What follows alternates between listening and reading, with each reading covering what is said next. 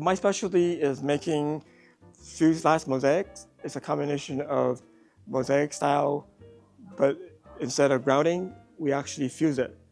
So we're using powdered frit, which I call it's frit grout. I call it frout. Mary and Jen took my class yesterday, and they need a stand for their projects, right? We're doing a class specifically for the stands.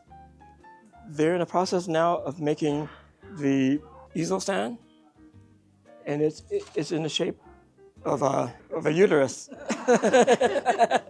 So on this, so the nice thing about this is you can use sheet glass, and you do need to cut it out precisely. So it's 2 layers of glass, a layer of clear and a layer of colored. Ideally, if you have a ring saw, you can get the shape all in one piece. But I have a technique where you can split up the glass into three pieces and not use the ring saw. I have dotted lines where they split it. So there's a layer of clear and a layer of transparent. So the layer of clear would have the inside lines. The layer of color would have the outside lines. And that gets stacked. So when it's stacked, the seams that are separate will actually fuse together. The next step I'm going to show them, so those 2 layers get fused to a full fuse. So it's all together as one piece. When they take it out, they need to slump it so that it forms this shape here. There's a ceramic mold available from Creative Paradise that will slump it into that shape. I have an alternate method for slumping, which uses miracle mesh. So you form the miracle mesh into kind of a pyramid shape.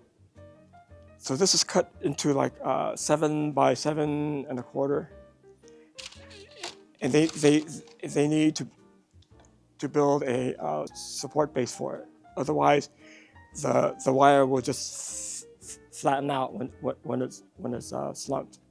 So that's what they're going to be doing now. So go ahead and take your ruler, and you're going to be doing two mountain folds.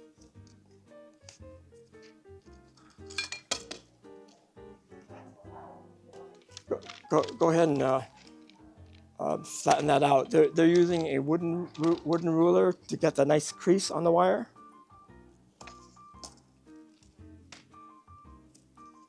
So they're building essentially a tent. It's like a pup tent. While they're doing that, I want to show you this piece. This is also fused glass mosaic, but it's a double-sided mosaic. That's the back side. Opaque glass with transparent frit. Transparent glass with opaque frit. And it looks like you can look down. So the flowers you see here, they're actually in the back. And the wings of the hummingbird are elevated. And it's actually 4 layers thick, so really super thick. And it requires the patty gray dam mold to get all 4 layers to stick together. And this is a really unique process that I believe I'm the only one teaching this.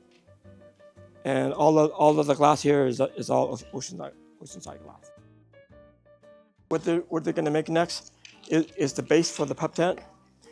This is a sheet of papyrus paper that is 7 inches by 7 1/4.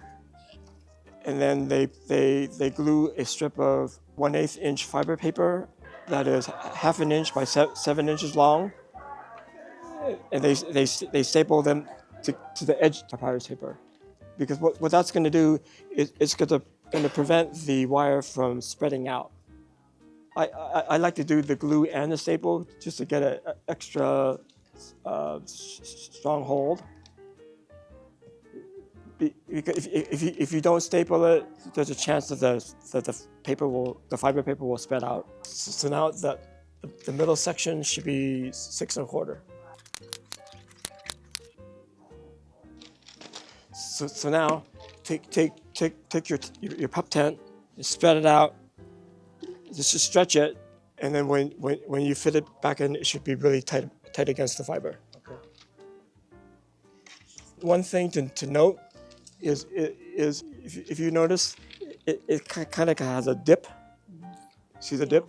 If you leave it like that, it's gonna kind of give it a dip as part of the stand. So you want to straighten that out. You can do that by putting it flat and just use your ruler to do that. Yeah. That really helps. And then because it's important to get that as flat as possible, because what's going to happen is when you have that on here, and then you have your uterus sitting on here. You want that flat, or else it's going to slide. It's important that's as flat as possible. Because this is Miracle Mesh, you don't really need to treat it with either zip or paper, because it's not going to stick. But it will take on the texture of the mesh. What I do as part of the process is create a sheet of papyrus paper the same shape as the tent, and it's going to sit right on top of that. So you're going to mark the same lines, fold it, and it's just going to sit right on top of the tent. Now what you can do is glue it to the paper. Yeah, so put a piece of glue. Yeah, put a piece of glue on the paper, and then center. Well, you're gonna have to center it, right? Center it, and then put the glue on there, and it'll stay. And the reason why I use papyrus for that is because if you use thin fire, because thin fire is so thin, as it starts to slump, it'll separate. The paper will separate, whereas the papyrus will not. Yeah. So that's the whole process for this.